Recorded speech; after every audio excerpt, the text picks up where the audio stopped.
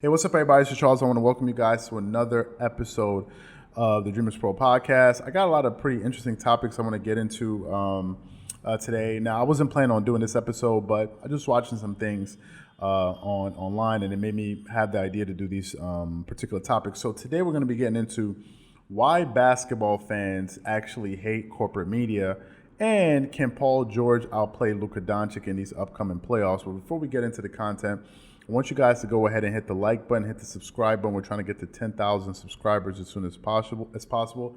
And make sure you go ahead and hit the notification bell to be notified whenever we drop our content so you're not missing out on anything. Now, before I get back into the content, I just want to address some people in the comment section who've been asking if whether or not we're going to be live streaming for the playoffs, this upcoming playoffs. And I want to say that, we've been working on something pretty cool that we want to sort of release once we hit 10,000 subs. I think it's working on a platform that we want to introduce for you guys, but we want to keep that under wraps for now. But it's going to be something really, really cool. I think a lot of you guys are going to really enjoy once we launch that. So it's something we're working towards, and we're definitely trying to add new facets to the channel and to the company to make sure you guys, to keep you guys engaged in the content. So we're definitely going to be working on that, and we're working on more things coming down the pipeline. But anyway, let's get back into the content. So it's a bit noisy outside today, so just excuse the noise. I'm not going to be talking for long. But anyway, I was watching ESPN yesterday, and I was watching The Jump and First Take. All of you guys know that the NBA decided that with these 8 remaining games, they're no longer going to be taking these 8 remaining games into consideration. So essentially what's going to happen is all of the end of the season awards are going to be voted on before I think the season resumes. That's what they're going to do. And there were some major awards that were in contention, especially the regular season MVP award, for which Giannis Antetokounmpo and LeBron James are vying for it. Now, before the pause of games, Giannis Antetokounmpo was leading for the regular season MVP award.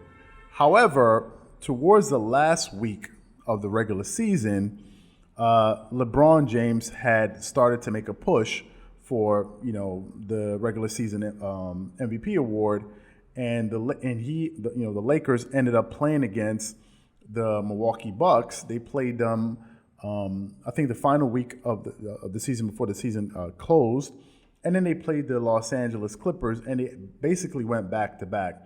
And in those 2 games, basically, LeBron James made a statement. Those were his statement games to really, make a push for the MVP award. Now, let me just say this. Up until that point, I think most people had Giannis Antetokounmpo winning the regular season MVP award for a number of reasons.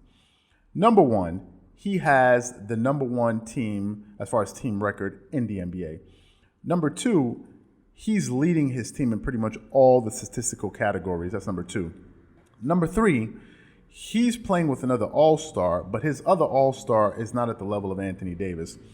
Now, before I go too long, I want you guys to see, or listen rather, to how corporate media likes to sort of go away from a meritocracy and start to make it about politics and agendas.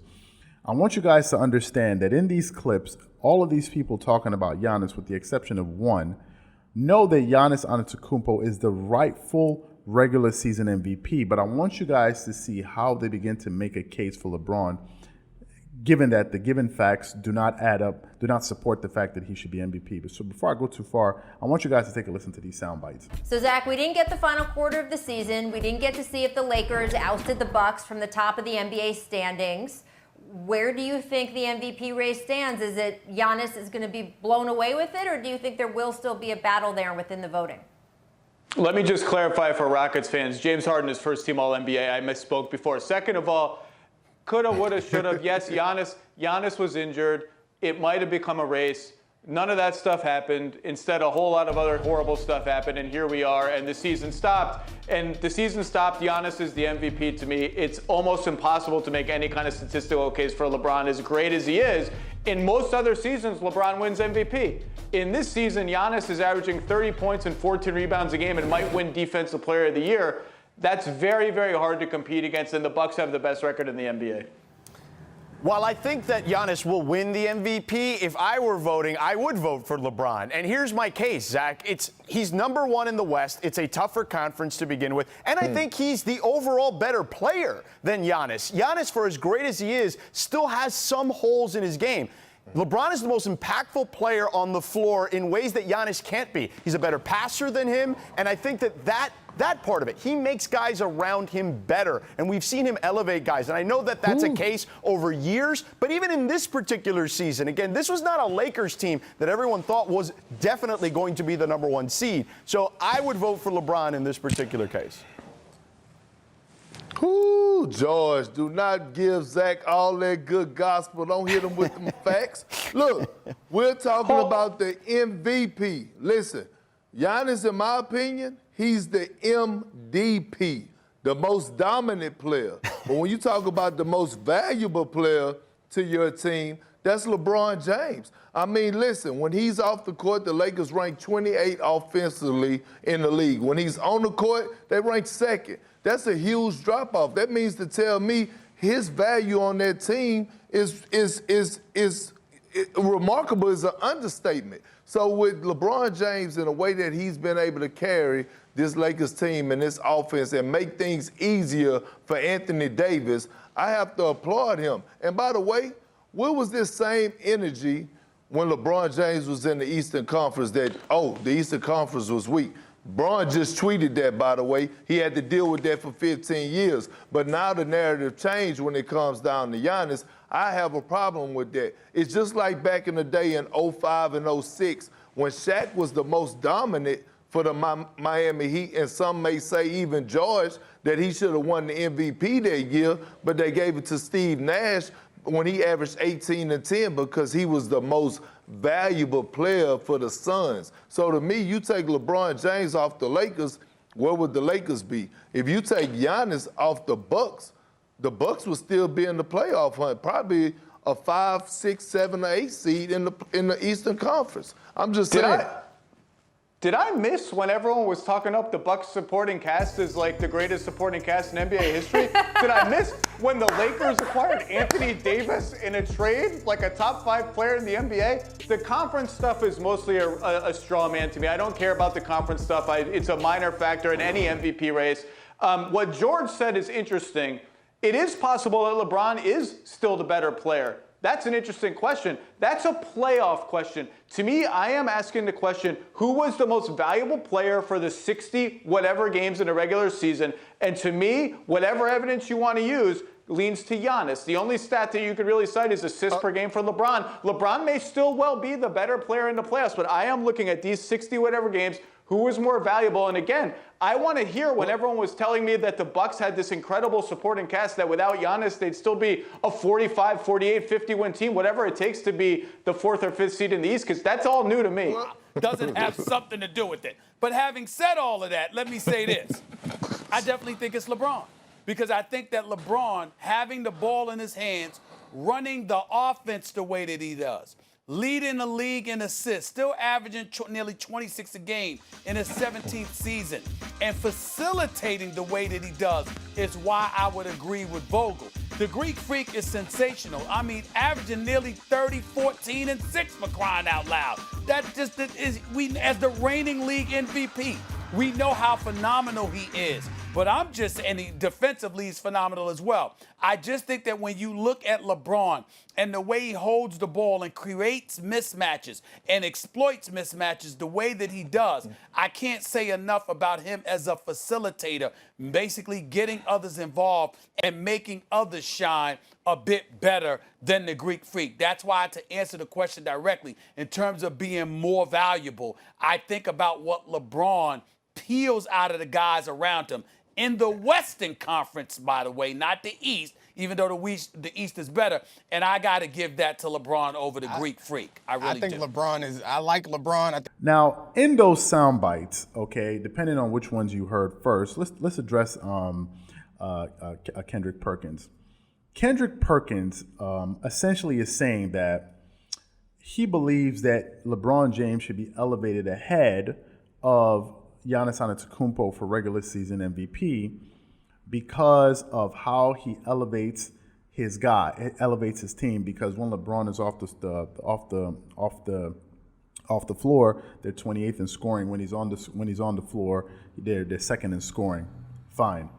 Then he goes on to say that Giannis Antetokounmpo should be the most dominant player of the year, essentially making up an award that does not exist, just to give his guy LeBron James the award, and basically overlooks the fact that Giannis Antetokounmpo has better numbers this season. If we look at Giannis Antetokounmpo, he's averaging 29.6 points a game, 13.7 rebounds, 5.8 assists, doing all of that in 30 minutes, shooting 54% from the field, 63% from the free throw line, getting you 1 steal a game and 1 block, okay?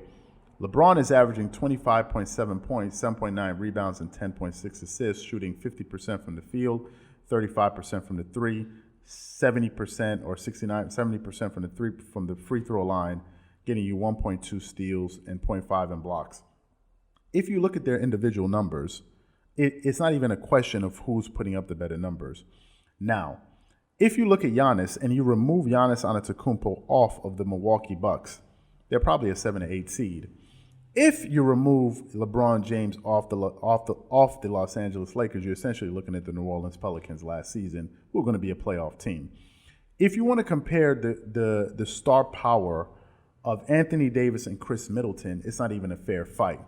And I think what is beginning to happen is that people, these sports analysts or whatever they call themselves, seem to have some type of agenda, and that's where we at Dreamerspro and them, we part ways. For example, all of you guys know that Kawhi Leonard is my favorite player, but there's nothing that will make me say that Kawhi Leonard should be the regular season MVP. There's no reason I would say something. If I said that, that would be ludicrous. Number one, there's no way Kawhi Leonard should be regular season MVP ahead of Giannis Antetokounmpo and even ahead of LeBron James, because their teams have better success and their availability has been much greater than that of Kawhi Leonard to his team.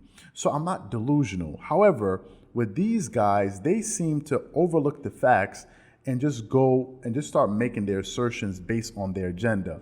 Now, if you listen to Stephen A. Smith, when I was listening to him, I was really scratching my head listening to him make his argument. And essentially, he said that, yes, Giannis has the better numbers. Yes, he has more team success. But if you look at the way LeBron has the ball in his hands, the way he holds the ball, that's literally one of the things he said. I wrote it down. He goes, the way he holds the ball and is passing. For God's sake, what does the way LeBron James holds the ball have anything to do with him being the regular season MVP? So essentially, these guys know that Giannis has put up better numbers, has a better record, and still will look in the camera and want to make an argument and say LeBron should be the regular season MVP. And I think this is the reason why viewers are really growing tired of watching these guys on TV, because they're not being honest with the viewing public. I think what these guys don't realize is that, yes, they're big. They're big because, and they suck up all the air in the room, but they feel like just because they're big and the alternatives that people have to watch are so small that they can pretty much say whatever they want and they're still going to get views. And I think that's a dangerous game to play. A lot of major companies have played that game, like Kodak, BlackBerry, Blockbuster. A lot of these guys at the time were leading the market. They were the big boys on the block, and there was no way one could envision that Blockbuster would go away, or Kodak or BlackBerry. But what happened? Netflix came along, and now no one is even talking about Blockbuster. I'm not saying that Dreamerspro is going to come and overtake ESPN. That's certainly not what I'm saying. But I'm saying that if they continue to put out these type of analysis on TV, they're going to alienate their audiences, and it may not be the vast majority because they have nowhere else to turn, really, but it's going to make way for other content creators that are a little bit more honest and more forthright with their analysis. And I think it's turning a lot of people off, including me. So I just decided that I had to address this. And let me just state for the record that I believe Giannis Antetokounmpo should be the regular season MVP. Giannis is not my favorite basketball player. Kawhi Leonard is. but I'm not delusional, and I'm not so biased towards Kawhi that I should say now Kawhi Leonard should be the regular season MVP, because that makes no sense. So I just wanted to touch bases on that. Sorry if I went on too long, but I know a lot of you guys are going to feel me on this. So what I want to know from you guys with that particular segment, just let me know what your thoughts are on the way ESPN and these major sports networks are so biased towards certain athletes and really overlook other athletes that have earned, their keep in the NBA. And let me know what you guys think about that in the comment section below, because I think it's really important that you guys, share your opinions on that particular topic. Now, let's take it to a little bit more lighthearted part of the podcast, and let's focus on Luka Doncic and Paul George. So we all know that the playoffs are beginning in August. I think August 17th, if I'm not mistaken. And we're going to have the first regular season games, I believe, on July 30th. So that's next week, pretty much. So I'm pretty excited about that. And looking at the Western Conference landscape, I'm just going to focus on the Western Conference because essentially that's what this topic is about two Western Conference teams. So looking at the Western Conference landscape, we have the Lakers at the number 1 seed, Clippers at the number 2 seed, the Denver Nuggets at the number 3 seed, the Utah Jazz at the number 4 seed, the Oklahoma City Thunder ahead of the Houston Rockets at the number 5, putting the Houston Rockets at the number 6 seed. Then we have the Dallas Mavericks at the number 7 seed, the Grizzlies at the number 8, and then we have the Trail Blazers, and I think the Pelicans and maybe the Kings are the 3 teams that are in contention for that final 8th spot, I believe. So I'm not sure if I'm wrong. Please let me know in the comment section. But anyway, looking at the top 8 seeds, right now, if the playoffs were to begin today, we're essentially looking at the Clippers and the Mavericks playing each other in round 1, with the Lakers playing the Grizzlies and the Rockets playing the Nuggets, and then the Jazz playing the Thunder. But looking at these particular teams, let's look at the leaders of their teams. Now, Luka Doncic is a pretty young dude. He's only 21 years old. But in his in his young career, he's already been an NBA All-Star. He won the Rookie of the Year in 2019, and he was on the All-First rookie team when he came into the league. Now, if we look at his numbers for the first 2 years of his career, he's only been playing for 2 years. In his first year, he was playing 32 minutes a game, played 72 games, so he was pretty durable. He scored 21 points a game, shot 42.7% from the field, shot 32.7% from the three-point line, shot 71% from the three-point line, got you 7.8 rebounds, 6 assists, 1 steal per game, which is sensational for a rookie.